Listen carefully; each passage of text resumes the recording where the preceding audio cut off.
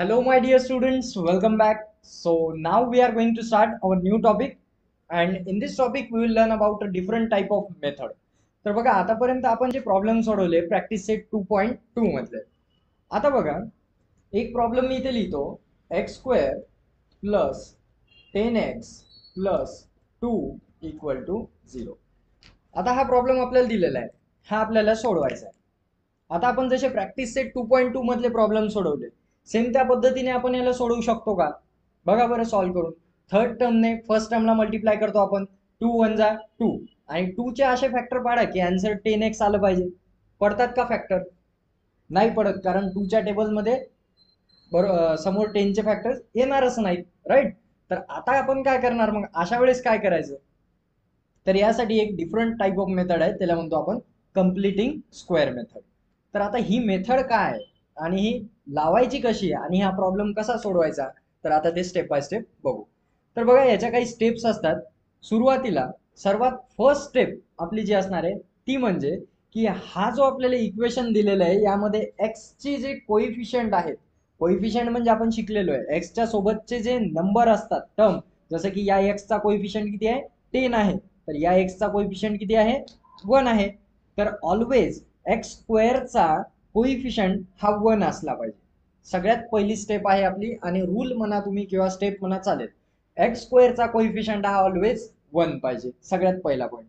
दुसरा पॉईंट, आता याला जेव्हा सोडवायचं तर स्टेप बाय स्टेप सोडवताना बघा मी एकीकडे सॉल्व्ह करून दाखवतो तुम्हाला, म्हणजे तुमच्या लक्षात येईल. बघा आता यामध्ये आपण काय करणार, x square plus 10x as it is लिहिणार, आणि ही जी कॉन्स्टंट टर्म आहे यामध्ये प्लस 2 ही कॉन्स्टंट टर्म आहे, ही काय करणार आपण लेफ्ट हँड साइडला पाठवून देणार, म्हणजे इज इक्वल टू होईल -2.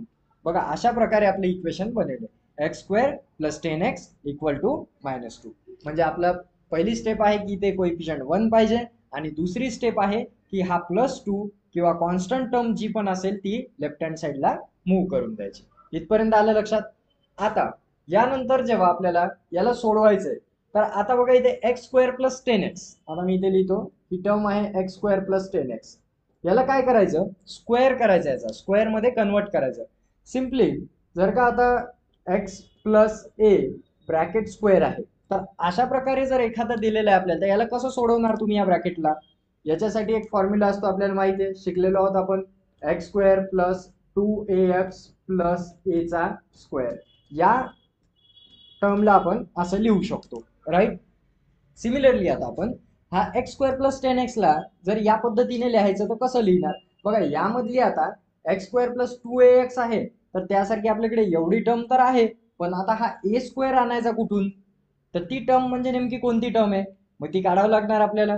त्यासाठी आपण काय करणार, या 10x ला 2ax या फॉर्म मध्ये कन्वर्ट करणार. आता याला कन्वर्ट करायचं म्हणजे मी याला असं लिहू शकतो का? बघा एक्स स्क्वेअर जशाल तसा लिहिला, आणि 10x ला मी असं लिहितो 2 into x into 5 is equal to -2. असं लिहू शकतो का मी? या 10x ला 2 इंटू एक्स इंटू 5 लिहू शकतो, कारण बघा 2 इंटू 5 10 आणि x 10x होतो. आता सिमिलरली तुम्ही जर म्हणसाल तर इथे 10x च्या जागी दुसरा एखादा नंबर असला जो 2 ने डिवाइड होत नसला, मग काय करायचं? Suppose x square plus 9x असेल तर काय करायचं? मग अशा वेळेस काय करणार, याला आपण असं लिहिणार x square plus 2 into x into 9/2, याला असं लिहू शकतो आपण. किंवा simply x square plus 2 into 9x/2, याला असं पण लिहिता येतं, म्हणजे 2 2 कॅन्सल होतात आणि फक्त 9x उरेल. इथे पण 2 2 कॅन्सल होतात आणि 9x उरेल. अशा पद्धतीने आपल्याला याला लिहिता येतं. म्हणजे ऑड नंबर जर असेल 2 च्या टेबलमध्ये येत नसेल तर आपण सिम्पली त्याला डिवाइड बाय 2 करणार, आणि जर 10 जसा आहे जो 2 च्या मल्टिपल मध्ये आहे म्हणून याला आपण 2 इंटू 5 असं लिहू शकतो. आता बघा यामध्ये हा जो 5 आलेला आहे दिस इज अवर ए. बघा आता इथे काय की जो इथे 2 इंटू ए च्या जागेवर काय आहे आपला 5 आहे, मग तो काय असणार आपला ए असणार. म्हणजे याला मी 5 चा स्क्वेअर लिहू शकतो. याला असं लिहू शकतो X square plus 2 into x into 5 plus 5 चा स्क्वेअर, म्हणजे ए चा स्क्वेअर. बघा X square plus 2ax into A square, X square plus 2ax into A square. आता ए स्क्वेअर हा इकडून लिहिल्यानंतर मी इकडून सुद्धा हा ऍड करणार. म्हणजे हा काय करायचा, दोन्ही साईडने ऍड करायचा. ए स्क्वेअर जर इथे ऍड करसाल तर इकडून पण ऍड करायचा. ही आपली स्टेप नंबर 3 होती. आता बघा, या पूर्ण टर्मला मी असं लिहू शकतो, एक्स प्लस 5 ब्रॅकेटचा स्क्वेअर लिहू शकतो मी या टर्मला पूर्ण असं. जसं की बघा, आता हा फॉर्म्युला होता, याला मी असं लिहू शकत होतो. आता या पूर्ण फॉर्म्युल्याला मी असं लिहू शकतो. आलं लक्षात? सिंपल आहे. आणि इथे काय करणार, -2 याला सॉल्व्ह करून घेऊ. +5चा स्क्वेअर 25, सो इथे 25 येणार. सो एक्स प्लस 5चा स्क्वेअर इज इक्वल टू किती होईल, 23. म्हणजे आता बघा, जर का याचे मी स्क्वेअर रूट काढले, आता हा स्क्वेअर साईन काढून टाकला मी, तर आन्सर काय येईल, x plus 5 is equal to एक तर प्लस किंवा -√23 येईल. म्हणजे एक तर x plus 5 equal to plus √23 येईल, और एक्स प्लस 5 इक्वल टू -√23 येईल. म्हणजे एक्स इज इक्वल टू काय होईल, √23 - 5 और एक्स इज इक्वल टू -√23 - 5.